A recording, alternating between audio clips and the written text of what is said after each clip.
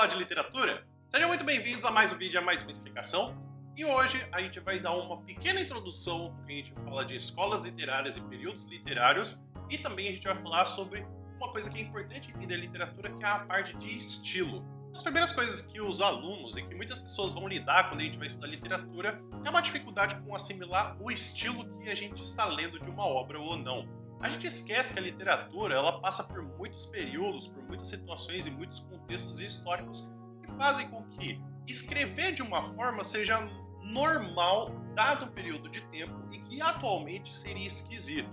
Então, quando a gente fala de estilo, a gente precisa entender que há uma forma de se expressar, existe um contexto histórico e aquilo que está sendo escrito provavelmente fala muito da época e que hoje em dia veríamos com outros olhos. Então a primeira coisa que a gente precisa entender é que existe uma questão chamada estilo de época. O estilo de época é uma forma que é produzida uma obra dado o período que se vive. Existe sempre uma questão de se falar de estilo dionisíaco e estilo apolíneo, que é uma questão que a gente fala que Apolo se aproxima da razão e Dionísio se aproxima da emoção. Então quando você ouve que existe uma questão de um estilo mais dionisíaco, estamos falando de escolas literárias que se ligam muito mais à questão das emoções. É o fato do romantismo, como se a gente for comparar também escolas que são apolíneas, elas estão muito mais relacionadas com a questão de uma racionalidade, então um pensamento científico, um pensamento muito mais lógico, como é o caso do realismo, oposto ao romantismo. Por isso que a gente pode ver que um poema, por exemplo, sendo escrito por Camões,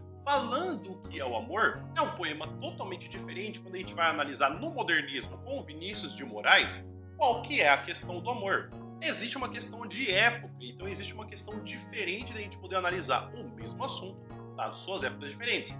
Por isso que é sempre muito importante você saber que período você está lendo uma obra para você poder entender quais são as implicações sociais, assim como as implicações também da época na hora da escrita. E dentro disso, existe também o estilo individual. Mesmo que a gente tenha escritores em uma dada época, pode ser também que há uma enorme influência da individualidade, da compreensão do autor em como ele observa o mundo. Muitas das vezes você vai ouvir, vai sempre lembrar do Machado de Assis como um escritor do realismo.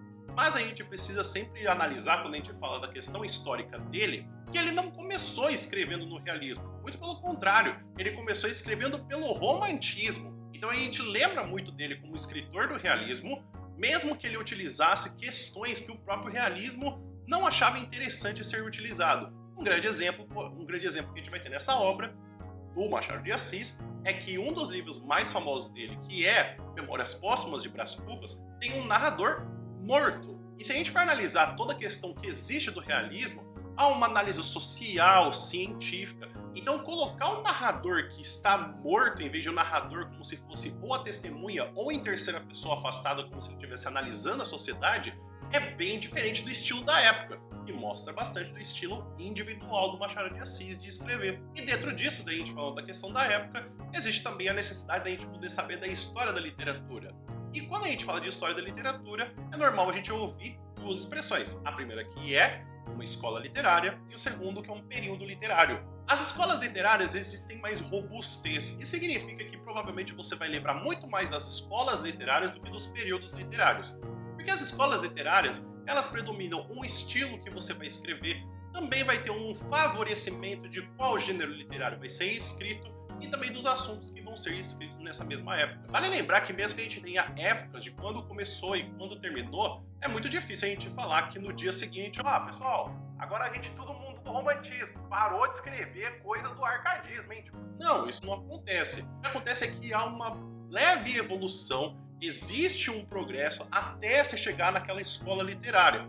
Tanto é que os períodos literários entram nesse quesito. O período literário, ele não tem as próprias características que uma escola literária teria, mas ele vai fazendo com que seja possível passar-se de uma escola literária com um estilo e assuntos tão específicos para uma outra escola literária com estilos e assuntos tão específicos. O problema é que o período literário, ele geralmente costuma ser ou muito curto, ou senão ele não é independente o suficiente para que tenha tanta diferença do que veio depois e o que vem antes. Além disso, a gente precisa lembrar também que mesmo que a gente tenha escolas literárias e períodos literários, um dos movimentos mais comuns é que haja uma oposição do que aconteceu anteriormente.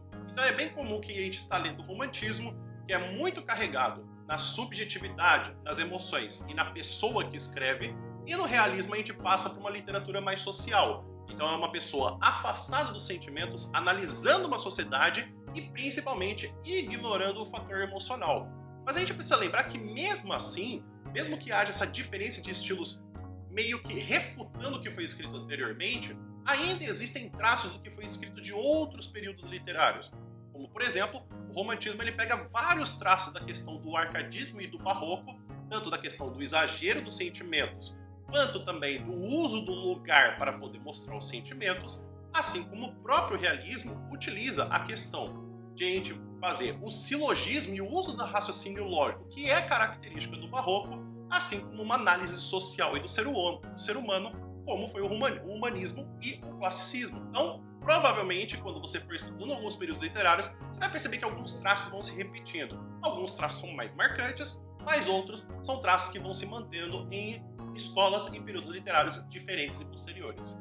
E quando a gente fala de literatura portuguesa, nós temos os seguintes períodos que vamos estudar. O trovadorismo, que vai de 1189 ou 1198, é meio difícil de conseguir datar, mas é aproximado até 1418 ou 1434. O humanismo, que vai de 1418 ou 1474 a 1527. O classicismo, que vai de 1527 a 1580. O barroco, que vai de 1580 a 1756. O arcadismo, que vai de 1756 a 1825. O romantismo, que vai de 1825 a 1865. O realismo e o naturalismo, que ocorrem mais ou menos na mesma época, que vai de 1865 a 1890. O simbolismo, que vai de 1890 a 1915, o modernismo e a literatura contemporânea, que vão de 1915 até os dias de hoje. E quando a gente fala de literatura brasileira, a gente precisa lembrar que tudo que foi escrito enquanto o Brasil é literatura, o Brasil era colônia, dificilmente a gente consegue identificar como literatura legitimamente brasileira, até porque o Brasil era colônia de Portugal.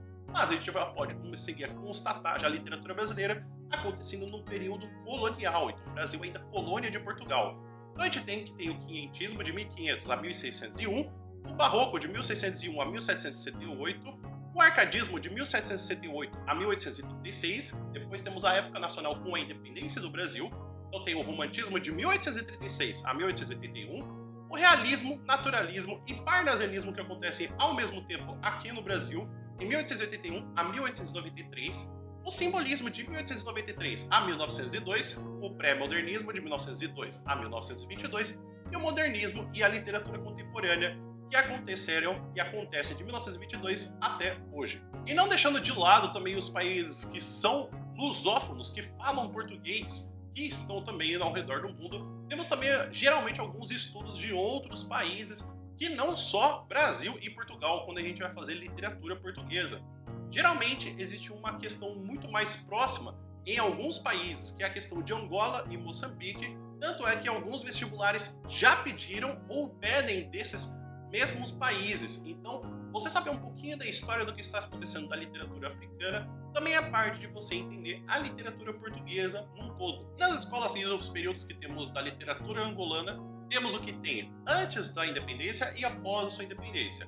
Temos separados alguns períodos, então temos o primeiro período que são os primórdios, de 1849 até 1902, temos de 1903 a 1947 o prelúdio da literatura, temos de 1848 a 1960 a formação da literatura angolana, de 1961 a 1971 a questão do nacionalismo, e aí a gente vai ter o período de independência da Angola, e vai ter então o seu próximo período de literatura, de 1972 a 1980, que é o período de independência, e por fim temos a renovação, que é do período de 1981 a 1993. Já da literatura moçambicana, nós temos que o primeiro período vai de 1925 a 1945-47, e a gente tem o surgimento em Moçambique de uma literatura portuguesa com caráter sistemático.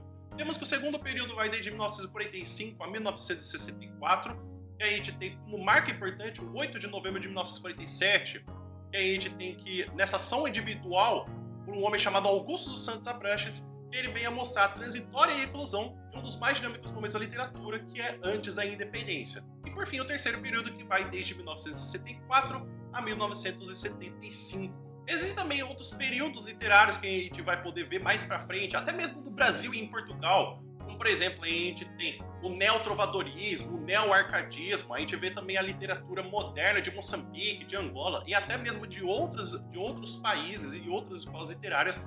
Porém, tudo isso vai ser falado quando a gente for vendo as aulas de livros específicos. É muito difícil a gente conseguir repartir mesmo quando a gente ainda está vivendo num período literário, porque a gente ainda está nesse processo de desenvolvimento.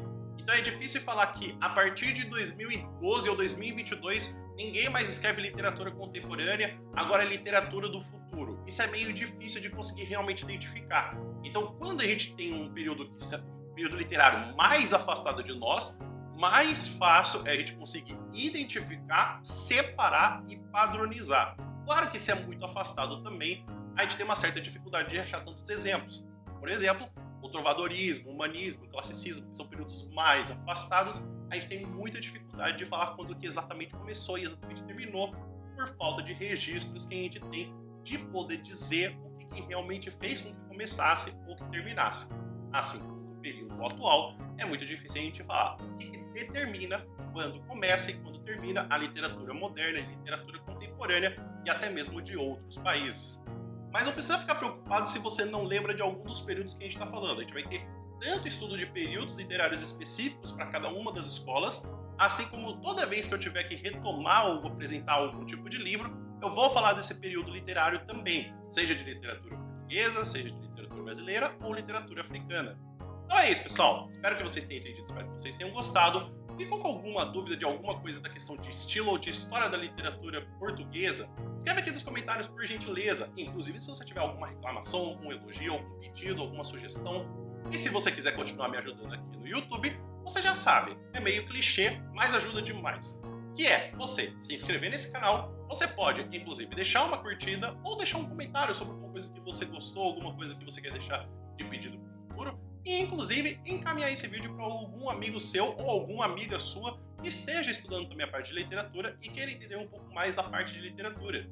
Se você também quiser continuar estudando de forma gratuita, tem também o meu Drive, que basta você clicar e você já tem acesso gratuito, não precisa ficar mandando e-mail, não precisa assinar a plataforma.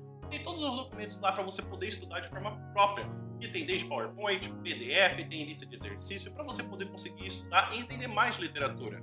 E se você quiser vir estudar comigo, tem também o meu curso de literatura. Nele eu falo tanto dos períodos literários, como eu falei também nesse vídeo, a gente faz exercício junto, tem resumos de livro, tem também exercícios específicos e como você se sentir mais confortável na parte de literatura. O vídeo vai ficando por aqui. Muito obrigado por vocês terem assistido e terem ficado até aqui. E a gente se encontra no próximo vídeo. Até mais!